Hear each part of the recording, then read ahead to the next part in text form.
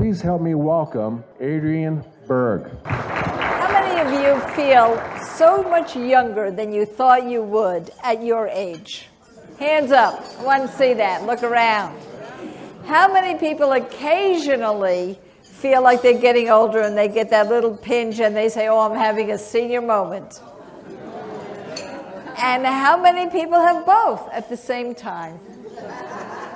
Well, that's the truth about aging. Look, I'm 70, and some parts of me are still good. That everything created for the older adult has to do with looking at us as a patient. That the economy looks at our age group as if we're all patients. How many of you have seen on television the pharmaceutical ads? Like there's a bladder walking around. Everything is like we have acid reflux, right? And they give you a pill. And then they have to have the disclaimer. So they say about the pill, well, you could have ideation of suicide, and you get nauseous, and you might lose your sight, but you'll be able to eat green peppers. So it's all worth it. And that's the way the media sees us, as patients. There is so much technology, there is so much fashion that's come out of studying the older adult, but we get no credit for it whatsoever. The fact is that the cultural image of aging is this. But the truth is this that we're seeing right here. And we have the responsibility of changing it. When you're old, you're in. You're insecure, you're invisible, and you're incompetent. Gotta stop. How about this instead? And yes, I deliberately picked this picture because I don't know what they've been doing after they got the paper, but whatever it is, I want some. Looks okay to me. It is so much more realistic about the way we live and who we are.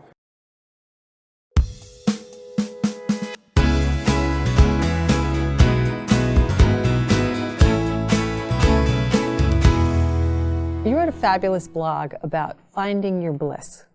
Tell me about finding your bliss. Well, when you ask somebody who's retired what they're doing, they'll tell you they're busy. What are they busy at? They don't know. They're busy at everything. I know, right? Right. How about not being so busy for a minute? Get off the train for a second and see what you really want to do in life. What would you really miss if you really missed it? Because now's the time to do it. And sometimes it does take some self-actualization. Let me get very boomerish on you. Self-actualization. Sometimes it takes a couple of courses. I personally went to Landmark Education, which you could, it's an old offshoot of EST, actually. Loved Landmark. I loved it. You too. Changed my life. Changed my life. We could talk about that another time. No question. Or you can read a wonderful book for kids where they're trying to find out what do they want to do in life for their career. That same process that you took when you were 17, 18, 19, to see what did you want to do in life, you can do again. Do it fresh and do it now. That's your bliss. Now, I don't know where that's going to send you. It could send you to a nonprofit organization in Africa. It could send you back to work. It could send you into a craft that you didn't even know was interesting to you until you found out it existed. So many wonderful things. It even could start an organization where you have a foundation for a particular charity. I don't know what your bliss is. And it could even be that you really want to stay home and garden and become a master gardener. But find your bliss, if not now, when?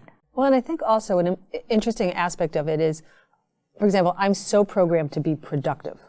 And for people who have worked for 20, 30, 40 years, to suddenly give themselves permission to think about, maybe you're working in a whole other way than you ever did. Maybe you're not. I mean, maybe art is your thing, or hiking, or whatever it is. And to free yourself from the burdens of, I have to be productive, is huge. It's enormous. There was an old show about a lawyer, and he owned a bowling alley. And in this particular show, his friend, who was very, very, very wonderful artist, passed away in the show. And on the tombstone it said, "Art is my life." And this lawyer who had laid back and retired, he said, you know what I wanted to say? Life is my art. And that always stuck with me. And that's what I mean by finding your bliss. Life should now be your art. Beautiful. If you like what you just saw, we have many more videos with Adriane Berg and with more experts at bottomlineinc.com. And do me a favor, do that social thing, share it. Tell your friends, tell your family, come to bottomlineinc.com.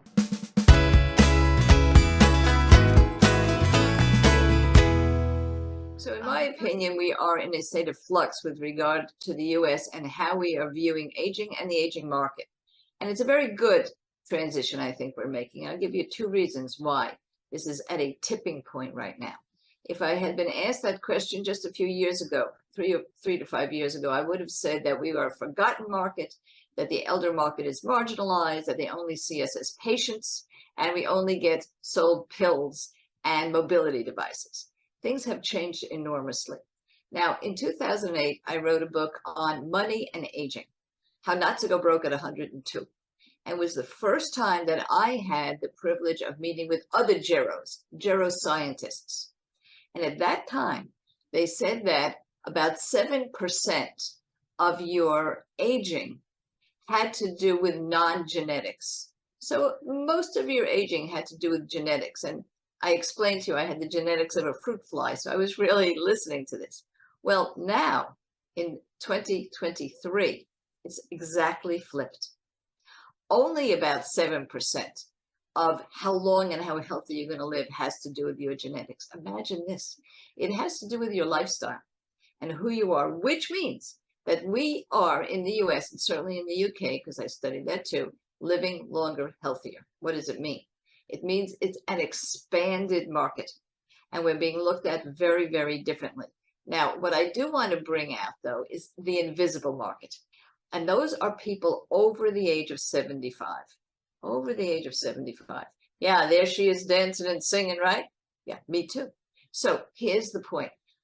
You will see from this particular slide that there's lots of us, that we are the fastest growing demographic. In fact, 85 plus is the fastest growing demographic.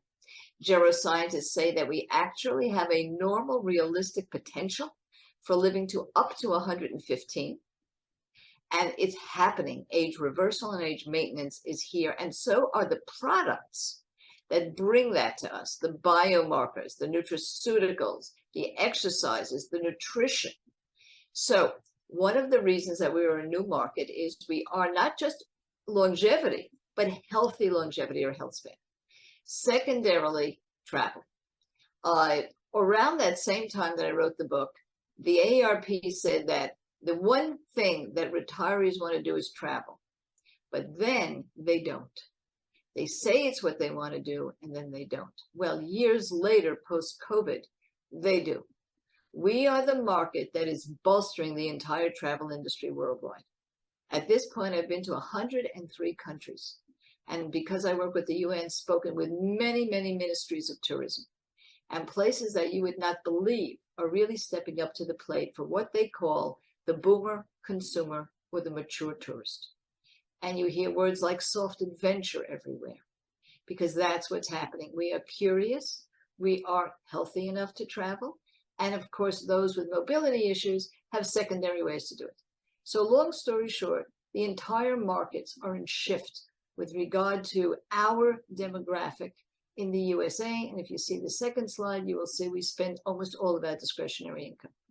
If we make $40,000 a year, we spend $41,000 a year. Maybe not so wise. Maybe we don't spend as wisely as I would like to say on the slide, but we're out there. And that's the longevity economy too. And the longevity dividend is that the GNPs of countries are really prospering because as we live longer, healthier, we spend more. And that's the optimism that I see. I think that we have systemic ageism. I would love to sing and dance and say how wonderful it is. But the fact is, it's almost ingrained. We are an age-essential country. When people meet us, they ask us, what do you do for a living? And if we're over a certain age, we are immediately marginalized with regard to that. We have ageism against the self. We say to ourselves, gee, you look pretty good for your age. Or we say that to someone else, or we think that with regard to someone else. And we don't see that as ageist. We are so age essential. Almost all of our laws deal with a particular age. Of course, Social Security does. The Older Persons Act starts at age 40. The Older Americans Act dubs us as older Americans at age 40. So this is something that is systemic. And I want to tell you that it's culturally very damaging of how we see the older person in advertising, how you should market into the cosmetic boom right now, and also what works. I'm going to take you a little bit into an entirely different direction with a brand new market that very few people are aware of, but it's going to burgeon, and L'Oreal is involved, PepsiCo is involved, and Nestle is involved, and actually all the big food brands, all the big cosmetic brands. And that is the convergence of consumer products and geroscience. Here is the fact. The fact is, I'm going to show you, take a real risk here. When we talk about aging and what we should look like and icons and all this, I want to show you something. I've got guns, all right? But I also have sarcopenia. Sarcopenia is not wrinkles. Sarcopenia is one of the two things that the FDA measures to see how well you are doing in your aging. It's a condition. You cannot age without sarcopenia, and geroscience are trying to figure out how to get rid of it, because you can put all the creams in the world and it's not going to change. And you can have guns and it's not going to change. So what's happening? New products are coming on the market like Age, many, many, many more. And there'll be a new market for this. And all the big companies, from the nutraceuticals to the foods, because the FDA is looking through all of this, is going to be on the market, and there's going to be new advertising words. It's not going to be temporary Botox anymore. It's always going to be beauty from the inside out for this market. But as Karen pointed out, pretty soon they're going to be selling this stuff to 20 and 30-year-olds, but legitimately so. Because the longer you have that right kind of nutrition, so you don't lose muscle mass, that's what sarcopenia is, losing muscle mass, the better off you are when you're 100 years old. So I just want you to be wise to that new market, and you may want to go after that new market. And the images will be much like what Sharon Rose showed you. Beautiful women, beautiful men, but with wrinkles, with a little pot belly, with this and that, because it's what's realistic. There's a point beyond which you cannot go, and this helps take you there. And we're very excited about it. It's an exciting new geroscience cosmetic market.